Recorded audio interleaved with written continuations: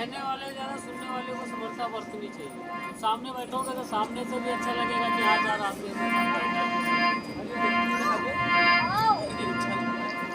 बोल भागवत भगवान की हरि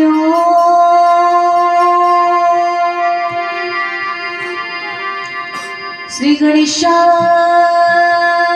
नमः। ओम श्री सरस्वती नमः। ओम श्री परमात्मने नमः। हरि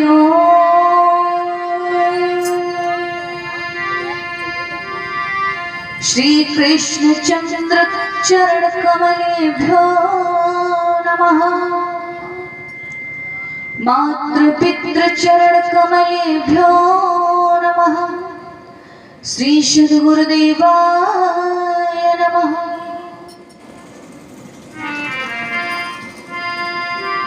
ओम श्री परमात्मने नमः। वर्णानामर्थशङ्खानां रसानां छन्दसामपि मङ्गलानां च कर्तारो वन्दे वाणिविनायको। नारायणं नमस्कृत्यं नरं चैव नरोत्तमम् देवीं सरस्वतीं व्यासं ततो जयमुदीरये। अज्ञानतिमिरान्धस्य ज्ञानाञ्जनशलाकया चक्षुरुन्मीलितं येन तस्मै श्रीगुरवे नमः।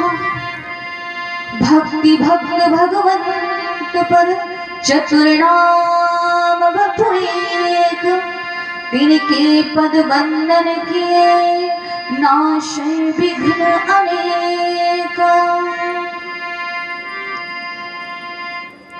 जय जय श्री राधा रमण जय जय नवल किशोर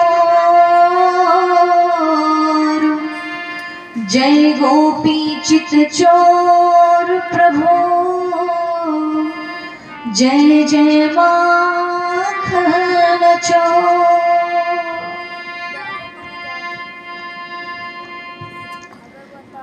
हो हरि कथा के रसिक तुम भक्तराज हनुमान आए श्वासन लीजियो पवन पुत्र हनुमान। बोल भक्तवत्सल भगवान की अयोध्या धाम की जय। अवध मिथिला धाम की जय। काशी विश्वनाथ की जय। वृंदावन धाम की जय। अपने अपने माता पिता की जय। सद्गुरुदेव भगवान की जय। परम मंगल में परात्पर पर ब्रह्म राजराजेश्वर भगवान श्री राघवेंद्र सरकार समग्र कल्याण गुण संपन्न श्री वाक्य बिहारी छोल बिहारी कुंज बिहारी माधव मुरारी मर्यादा पुरुषोत्तम भगवान श्री राम के पग चिन्हों का अनुकरण कर रहे सभी भगवत भक्त भगवान की साक्षात प्रतिमूर्ति शब्द मूर्ति उनकी ही विग्रह मूर्ति श्रीमद् भागवत महापुराण राधा स्वरूपा सीता स्वरूपा माता अनसुईया के पग चिन्हों का अनुकरण कर रही समस्त मात्र शक्ति करुणामयी वात्सल्यमयी ममतामयी माताएं बहनें व नन्हे मुन्ने छोटे छोटे भारत के नौनिहाल बच्चे देश का भविष्य व सभी भगवत भक्त मंच पर विराजमान मां शारदा पुत्र जो भी भगवत भक्त इस ध्वनि विस्तारक यंत्र के माध्यम से यथा स्थान बैठ करके कथा श्रवण कर रहे हैं यज्ञशाला में विराजित आवाहित समस्त देवी देवता, सभी के हृदय में विराजमान श्री हरि को मेरा कोटिशा प्रणाम। सभी मेरा सादर प्रणाम स्वीकार करें, सभी से आशीर्वाद की कामना। इस ज्ञान यज्ञ को सफल बनाने में जितने भी भगवत भक्त धर्मानुरागी वैष्णवजन लगे हैं, सभी को इस व्यासपीठ से कोटि कोटि साधुवाद, कोटि कोटि धन्यवाद, बहुत बहुत आशीर्वाद। भगवान उनके जीवन में खूब मंगल करें और वो यथा तथा जहां कहीं भी ऐसे धर्म अनुष्ठान प्रारंभ हो, उन अनुष्ठानों में अपना बढ़ चढ़ करके अपना सहयोग प्रदान करे। ऐसे समस्त भक्तों को इस व्यासपीठ से बहुत बहुत आशीर्वाद, बहुत बहुत साधुवाद। आइए कथा को श्रवण करने से पूर्व 2 बार हरि नाम संकीर्तन करते हैं, जैसे कि रोज करते हैं। सभी लोग ताली सेवा करते हुए बड़े भाव के साथ। देखिए, जब भगवान की कथा में हम ताली बजाते हैं तो हमारे मन में जो संशय रूपी पक्षी बैठे हैं वो उड़ करके भाग जाते हैं। अब देखो, आप लोग फसल बोते हो, सभी किसान भाई होंगे यहाँ पर, खेती बाड़ी करते हो ना, माँ कहते हैं ना, तो मान लो उसमें जब कोई पक्षी आ जाते हैं तो उनको उड़ाने के लिए आप क्या करते हो? ताली बजाते हो ना, ऐसे से सब उड़ करके बाहर भाग जाते हैं। अच्छा, मान लो हमारे जीवन रूपी वृक्ष पर, ये हमारा जीवन जो है ये भी तो एक वृक्ष है, इस पर कोई पक्षी आकर के बैठ जाए, तब क्या करोगे? कैसे उड़ाओगे उन पक्षियों को? अरे पक्षी बैठेंगे तो वहां पर मल मूत्र का त्याग करेंगे तो गंदगी होगी, गंदगी होगी तो वहां से बड़ी ही बेकार स्थिति उत्पन्न होगी, प्रदूषण फैलेगा, वातावरण प्रभावित होगा, जो सुगंधित होना चाहिए वो प्रदूषित हो जाएगा, दूषित हो जाएगा, हर प्रकार से समस्याएं आएंगी।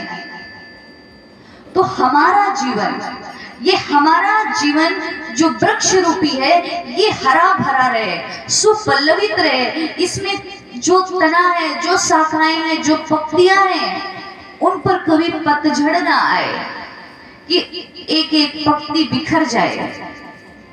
जब देखो पतझड़ के मौसम में वृक्ष हर प्रकार से पत्तियों का त्याग करते हैं तो वो कैसे लगते हैं? बेचारे सूखे सूखे डंठल के जैसे खड़े रहते हैं। ऐसे ही हमारा जीवन है, इस पर कोई पक्षी ना आकर के बैठे, इसलिए हम भगवान की कथा में जाते हैं, भगवान का कीर्तन करते हैं और उस कीर्तन में हम बैठ करके जोर जोर से ताली बजाते हैं। तो इससे क्या होगा? हमारे जीवन रूपी वृक्ष पर जो पक्षी बैठे हैं ये उड़ करके बाहर भाग जाएंगे, तो हमारा जीवन सुंदर होगा, अच्छा होगा, सुखमय होगा। इसी भाव को रखते हुए आइए आज की कथा को प्रारंभ करने से पूर्व 2 बार हरि नाम संकीर्तन करते हैं। सभी गाएंगे बड़े भाव के साथ। कहा जाता है नाम संकीर्तनम सर्व पाप प्रणाशनम, और कलयुग में गोस्वामी तुलसीदास जी महाराज भी कहते हैं कलयुग केवल हरि गुण गाहा, कलयुग केवल नाम आधारा, सुमिर सुमिर नर उतरहि पारा। हमें भी एक भव सागर को पार करना है। भव सागर को पार करने के लिए एक नाव चाहिए। एक छोटी सी नदी को पार करने के लिए प्रायः हम लोग नाव की आशा करते हैं। और सोचो इतना बड़ा संसार सागर है, यहाँ पर कौन सी नाव काम आएगी? यहाँ पर आपकी जो नाव है वो नाम रूपी नाव है। आपका नाम नहीं, संसार का नाम नहीं, देश का नाम नहीं, बल्कि भगवान का नाम। यही नाम रूपी नौका जो है वो आपके भव सागर को अच्छे से तैर करके उस पार लगा देगी। हम लोग इस पार आ गए हैं, अभी उस पार जाना है। वो पार कहाँ है? वो भगवत धाम है। और ये कोई ना सोचे कि वहां हमको नहीं जाना है, हम यहीं रहेंगे। सभी को जाना है। देखो आगे की रास्ता यदि आपको पता नहीं होगी तो भाई साहब से पूछ लोगे, भाई साहब ये रास्ता कहाँ को जा रही है? पर वहां जो जाते हैं वो तो दोबारा लौट करके भी नहीं आते। वहां का रास्ता हमें कौन बताएगा? तो वहां का रास्ता हमें कैसे पता चलेगा? वो शास्त्रों से पता चलेगा, वो किसी गुरु के सानिध्य में जाने से मिलेगा, किसी सदगुरु के सानिध्य में जाने से मिलेगा। और श्रीमद् भागवत की जहाँ कथा होती हो, जहाँ कीर्तन होता हो, उन संतों की वाणी से आपको वो मार्ग जानने को मिलेगा। तो आइए ऐसा ही सुगम और सुलभ मार्ग हम लोगों को प्राप्त हो, एक सुंदर सी नाव हो जिस पर बैठ करके ये जीवन रूपी जो यात्री है पार हो सके। आइए इसी नाम के सहारे सभी लोग मिल करके ताली सेवा करते हुए हरि गुण गाएंगे। बोली राधा रानी सरकार की जय। बोली श्रीमद् भागवत महापुराण की जय। हे गोपाल राधे कृष्ण गोविंद गोविंद। सभी बोलिए, हे गोपाल राधे कृष्ण गोविंद गोविंद। सभी गाएंगे ना पक्का? चलिए मिल करके गाते हैं। हे गोपाल राधे कृष्ण गोविंद गोविंद। हे गोपाल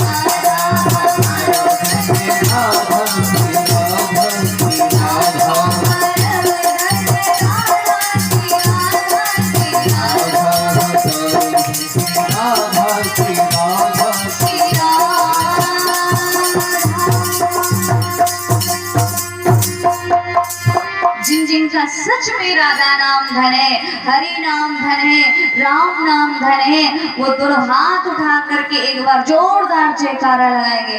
बोले राधिका रानी सरकार की, बोले भागवत भगवान की, बोले कृष्ण कन्हैया लाल की, बोले शावरी सरकार की।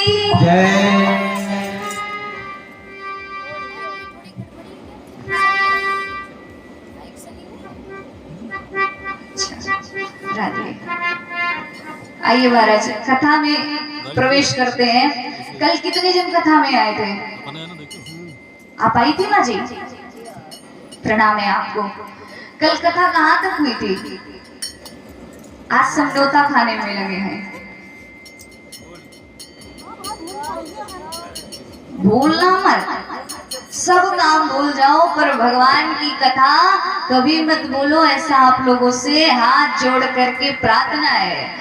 सोचो, जिस मालिक ने तुमको इतना सुंदर तन दिया है, इतना सुंदर बदन दिया है, इतना सुंदर शरीर दिया है, इतनी सुंदर काया दी है, यदि हम उसी को भूल जाएंगे तो क्या उसको मुख दिखाएंगे? किसी से आप उधार लेकर के आ जाओ और फिर उसको अपना मुख न दिखाओ तो व्यक्ति आपके बारे में क्या सोचेगा? आप भी तो उधार ही लेकर के आए हो और प्रॉमिस करके आए हो, वादा करके आए हो कि प्रभु मैं आऊंगा तो आपको सूद ब्याज सहित वापस करूंगा। आपको याद दिलाऊं कब भगवान से आपने वादा किया था?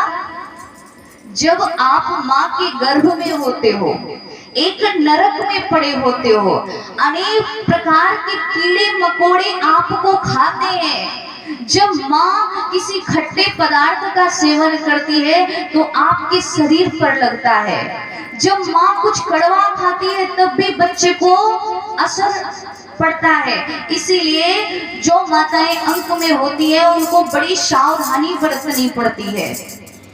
उस समय जब जीव नरक में होता है तो दोनों हाथ जोड़ करके भगवान से कहता है कि प्रभु मैं आपसे प्रार्थना कर रहा हूँ, मैं आपसे निवेदन कर रहा हूँ। कौन सा निवेदन, कौन सी प्रार्थना? तो जीव कहता है मुझे इस नरक से, इस दलदल से, इस दुख की कोठरी से बाहर निकालो। मैं सत्य कहता हूँ, मैं तुम्हें वचन देता हूँ, मैं वादा करता हूँ, मैं प्रॉमिस करता हूँ कि बाहर निकलूंगा तो अवश्य आपका भजन करूंगा। आपको मानस की चौपाई द्वारा ले चलते हैं वहां। क्या कहता है जीव भगवान से कि अब प्रभु कृपा करहु यही भांति, सब तज भजन करब दिन प्रभु कृपा करहु यही भांति, सब तज भजन करब दिन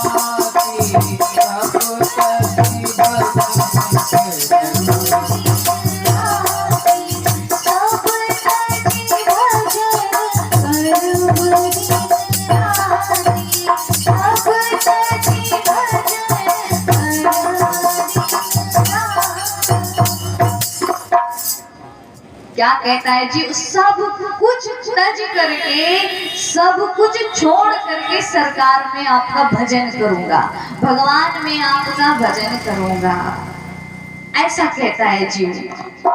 लेकिन हाय रे मानो तुझे क्या कहे। हम का करी, हम का बताएं का कौनो पकड़ के नहीं क्या हम बताओ। बोले भक्तवश्य भगवान की। इसी गांव के निवासी है भैया गया प्रसाद जी, उनकी ओर से भगवान के श्री चरणों में 100 प्रतिमुद्राएं समर्पित हुई है। भगवान उनका कल्याण करे। बोले भक्तवश्य भगवान की। बोले श्रीमद् भागवत महापुराण की। देखो जब जयकारा बोला जाए तो पूरा पूरा जयकारा लगाया करो। अब एक बोल रहा है जय, पीछे से तुम कह रहे हो ऐ, बस उसी में थोड़ा सा धक्का दे रहे हो, काम नहीं चलेगा। पूरा पूरा जय बोला करो। जब जय बोलोगे तभी विजय होगी, जान लो। और ऐ करोगे तो भगवान भी ऐ करेंगे तो तुम्हारा काम सब बिगड़ जाएगा। बोले श्री सीताराम नाम महाराज की। बोलो राधे राधे। सुंदर लगा, बहुत अच्छा लग रहा है आप लोग कथा सुन रहे हो। कहा जाता है श्रोता वक्ता ज्ञान निधि, कथा प्रभु की गूढ़। भगवान की कथा अत्यंत गूढ़ है, अत्यंत रहस्यमयी है। इसको समझ पाना जीव के बस की बात नहीं है। कौन समझता है? तो कहा जिनको भगवान ही समझा देते हैं, जिनको भगवान ही जना देते हैं, वही जान पाता है। अन्य व्यक्ति तो भगवान पर संदेह करता फिरता है, वो भगवान की परीक्षा लेने पर उतारू हो जाता है। कौन है भगवान, कहाँ है भगवान, कैसा है भगवान, यदि भगवान होते तो ये नहीं कर देते, भगवान होते तो वो नहीं कर देते। लोग हैं आज भी ऐसे, और कुछ नहीं बहुत हैं ऐसे लोग। कभी उनसे सामना आपका पड़े तो उनके सामने क्या करना है आपको, यदि आप में सामर्थ्य है तो कहा गया है काटिए तासु जीभ जो बसाई। जो जिव्या भगवान का, हरि का, भगवान का, हरि का जो जिव्या गुणा अनुवाद नहीं कर सकती, उनका विवाद करती है, बिथा ही उनका संसार में अपवाद करती है। यदि आप में सामर्थ्य है तो उस जिह्वा को काट करके दूर चले जाना। यदि आप में सामर्थ्य नहीं है तो श्रवण मूदिनत चलिए पराई, कानों को चुपचाप बंद करना और वहां से चले जाना। बोले भक्तवत्सल भगवान की। श्रीमद् भागवत महापुराण की जय।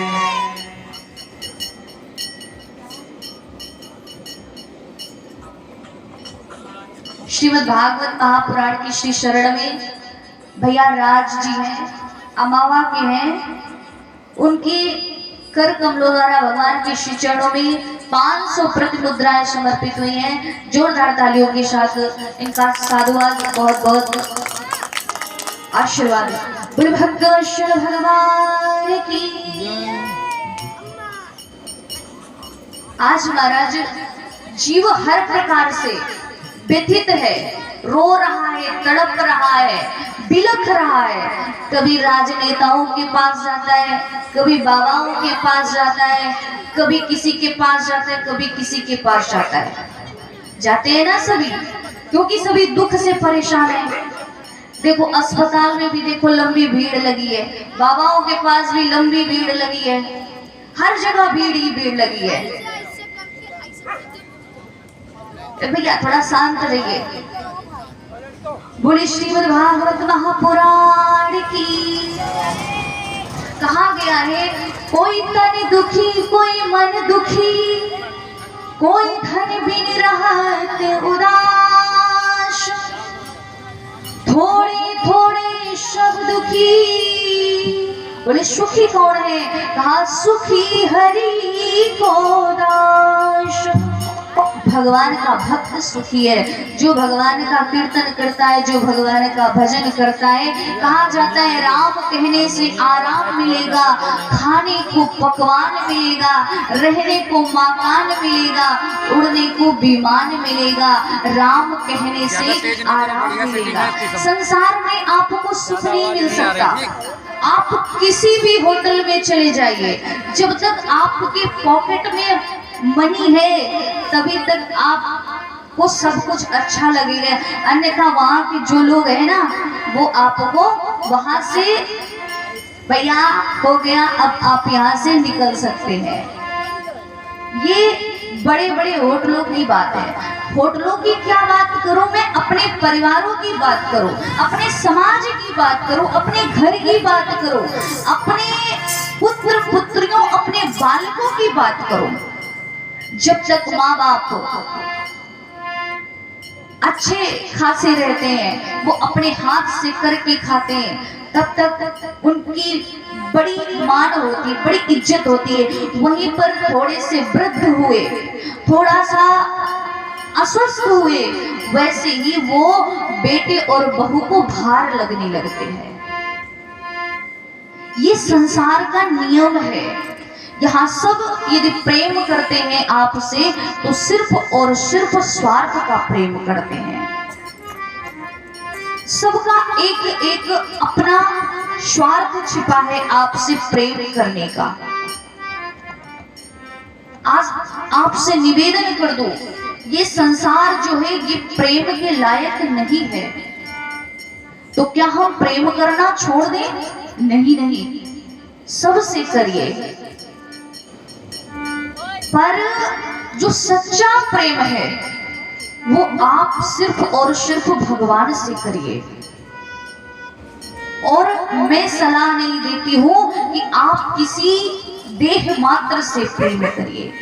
देह से प्रेम करोगे तो सिर्फ और सिर्फ आपके मन में कामना आएगी, वासना आएगी, और वो वासना आपको नर्क के दलदल में फंसा देगी। तो प्रेम किससे करना है? प्रेम भगवान से करना है। सिर्फ और सिर्फ भगवान ही है प्रेम करने लायक, और संसार में कोई भी नहीं है। एक कथा आती है, बड़ी सुंदर कथा है। यहाँ पर आप सभी लोग उस पक्षी का नाम भी जानते होंगे। उस पक्षी का नाम है चकोर पक्षी, जो दिन रात चंद्रमा को देखता रहता है। बल्कि दिन में चंद्रमा नहीं निकलता, लेकिन वो दिन रात आसमान की ओर टकटकी लगा करके बैठा रहता है। क्यों? क्योंकि वो उससे प्रेम करता है। किससे प्रेम करता है? उस चंद्रमा को पता भी नहीं है कोई मुझसे प्रेम करता है। माँ बाप बच्चों से कितना प्रेम करते हैं, कितना लगाव रखते हैं, उनके लिए क्या कुछ नहीं करते हैं, लेकिन वही बालक जब बड़ा होता है ना तो कहता है कि आपने मेरे लिए किया क्या है। उस समय माता पिता निशब्द हो जाते हैं, उनके पास कोई शब्द नहीं होते महाराज। ये कलयुग की स्थिति का वर्णन है। आज चंद्रमा को लगातार चकोर पक्षी देख रहा है, लगातार देख रहा है। एक दिन देखते देखते देखते देखते उसकी मृत्यु हो जाती है महाराज।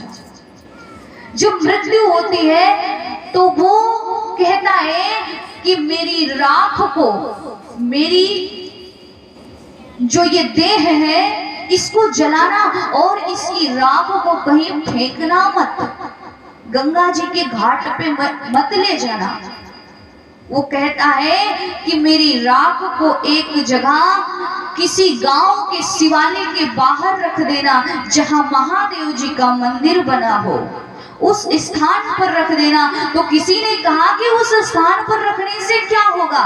अरे हवा चलेगी, उड़ जाएगी राख। तो कहा नहीं नहीं, उस राख को एकत्रित करके रखना।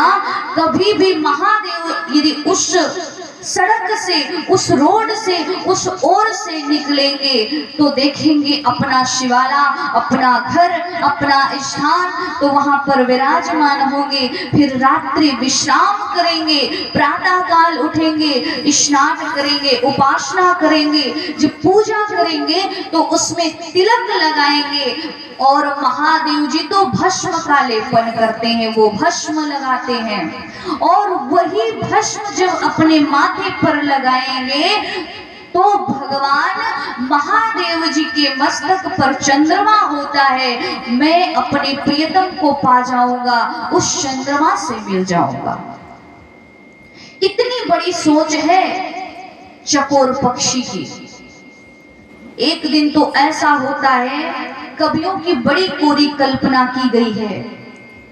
एक दिन एक गांव के किनारे तालाब होता है और उसी के निकट एक वृक्ष होता है, उस पर चकोर पक्षी बैठा है और एकदम टकटकी लगाए चंद्रमा को देखता है। थोड़ी संध्या होती है, चांद निकलता है, वो चांद पानी में दिखता है, उसकी परछाई दिखती है चंद्रमा की। अब चकोर को लगता है कि मैं इतने दिनों से प्रतीक्षा कर रहा था, आज चकोर को लगा कि मुझसे मिलने मेरा प्रेमी आ गया, मेरा प्रियतम आ गया, और इसी विश्वास के साथ वो उस पानी में डूब गिरता है। वहां तो चंद्रमा है नहीं, अभी तो उसकी मृत्यु हो जाती है। यही होता है संसार के प्रेम में, संसार के प्रेम में यही होता है। अंतो गत्वा जीव को अपने प्राणों का भुगतान करना पड़ता है, फिर भी वो प्रेम आपको नहीं मिलता है। सच्चा प्रेम यदि करना है तो हाथ जोड़ करके प्रार्थना है, सच्चा प्रेम भगवान से करिए। और जब जीव भगवान से प्रेम करता है तो भगवान उसके प्रेम को समझते हैं, क्योंकि प्रेम ते प्रकट हो ही मैं जाना। भक्तों के प्रेम के कारण ही भगवान का इस धरातल पर अवतार होता है। बोलिए यज्ञ नारायण भगवान की। भगवान से आइए सुंदर प्रार्थना करते हैं कि प्रभु मैं आपकी शरण में आया हूं, आप अपना हस्त मेरे सिर पर रखें, ऐसी आपसे कामना करता हूं। इस 84 के चक्कर में अब हमको ना भटकना पड़े, इसी जीवन से मुझको मोक्ष मिल जाए। आइए भगवान के चरणों में प्रार्थना करते हैं सभी मिल करके। कौन कौन चाहता है कि भगवान का हस्त मेरे सिर पर हो? बोलिए, कौन कौन भगवान से आशीर्वाद चाहता है? सभी चाहते हैं तो हाथ उठा करके बताएंगे कौन कौन चाहता है। कुछ लोग चाहते हैं पर बोल नहीं सकते हैं, और चाहते सभी हैं। तो देखो, अब चाह सभी की रसगुल्ला खाने की, पर गुड़ देख के कोई गुड़ भी ना देवे। उस हिसाब की क्वालिटी भी तो होनी चाहिए। अगर जिस हिसाब की आपकी क्वालिटी होगी उसी हिसाब का आपको जलपान मिलेगा। आप पहली बार ससुराल जाइए तो बढ़िया अच्छी से अच्छी मिठाई आएगी आपके सामने, आएगी कि नहीं? दोबारा जाओगे तो उससे हल्की वाली आएगी, तीसरी बार जाओगे तो लड्डू आ जाएंगे। अगर चौथी बार पहुंच गए ना तो आपको पार्ले बिस्किट ही मिलेगा, वो भी नहीं मिलेगा। अम्मा कह रही है, बोलो भक्तवत्सल भगवान की। अपनी क्वालिटी को बना करके रखो, क्योंकि अपनी इज्जत अपने हाथ है। तो आइए भगवान के चरणों में प्रार्थना करते हैं, बोलो भक्तवत्सल भगवान की। भगवान से कहना है, हो मेरे सिर पर रख दो बाबा, हो मेरे सिर पर रख दो बाबा अपने ये दोनों हाथ, और देना हो तो दीजिए जन्म जन्म का साथ और देना हो तो दीजिए जन्म जन्म का साथ। मेरे सिर पर रख दो बाबा, मेरे सिर पर रख दो बाबा अपने ये दोनों हाथ, देना हो तो दीजिए जन्म जन्म का साथ और देना हो तो श्री राधे। मेरे सिर पर रख दो बाबा बड़े भाव के साथ मेरे तो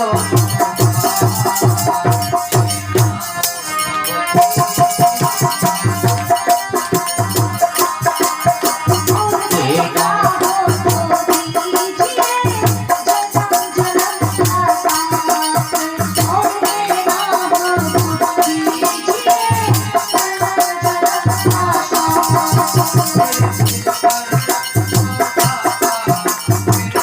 अरे रख दो बाबा हरि बोल। मेरे तो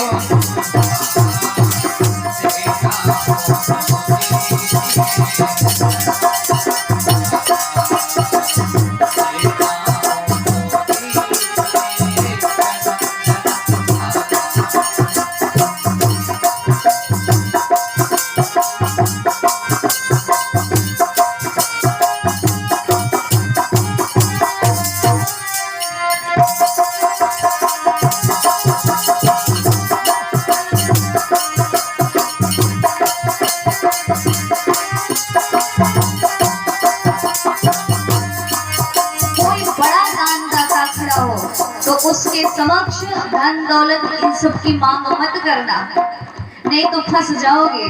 थोड़े से रुपये दे दिए जाएंगे, खर्च करके थोड़ी देर में चले आओगे। जब कोई बड़ा दानदाता हो, कोई बड़ा भामाशाह हो, और भगवान तो हमारे त्रिलोकी के दाता हैं, तीनों लोगों को वो बनाते हैं, तीनों लोगों को दान करते हैं, सभी को जो कुछ भी मिलता है भगवान ही देते हैं। तो भगवान के सामने मांगना है तो क्या मांगना है, भगवान को ही मांग लेना है। ये बड़ी होशियारी होती है भक्त की। और जो ऐसा नहीं करता है, कहता है भगवान घर बन जाए, दुकान बन जाए, गाड़ी आ जाए, ये हो जाए, बहू आ जाए, बच्चे हो जाए, तो फिर वो फंसा ही जाता है, उसकी कभी इच्छा पूर्ति नहीं होती है। जो अर्थशास्त्र यहाँ पर पढ़े होंगे तो एडम स्मिथ जी कहते हैं अर्थशास्त्र में कि व्यक्ति की इच्छाएं जो है वो असीमित होती हैं और व्यक्ति के साधन जो होते हैं वो सीमित होते हैं। आपकी इच्छाएं कभी नहीं खत्म होगी महाराज। तो कहना है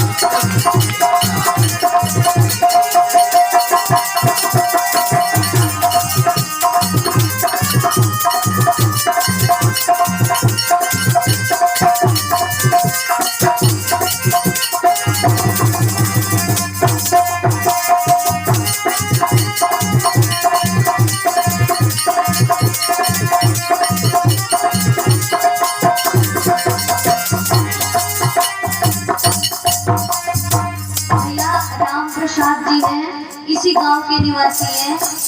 इनकी ओर से भगवान के श्री चरणों में 201 प्रतिमुद्राएं समर्पित हुई हैं। जोरदार तालियों के साथ इनका स्वागत करें और भगवान से प्रार्थना ठाकुर जी से कि प्रभु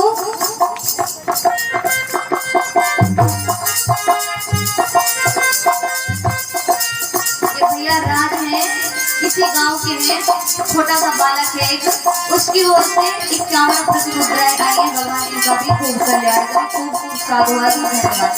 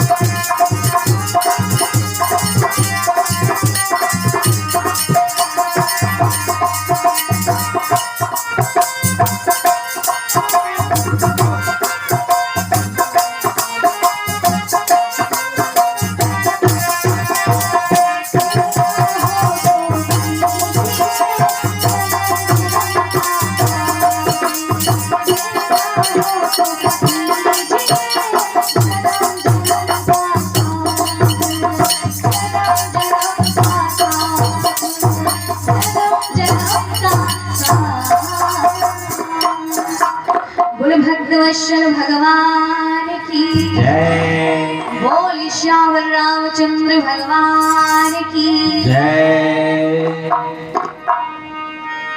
भगवान से कभी भी मांगना तो भगवान को ही मांग लेना और कहना सरकार आपका यदि साथ रहेगा तो हम सदैव सन्मार्ग पर चलते रहेंगे, सदैव सत्कर्म करते रहेंगे। अच्छा देखना, यहाँ पर जितने बैठे सभी पाप भी करते होंगे, सभी पुण्य भी करते होंगे। ऐसा नहीं कि सभी पापी ही होंगे, सही बात है कि नहीं?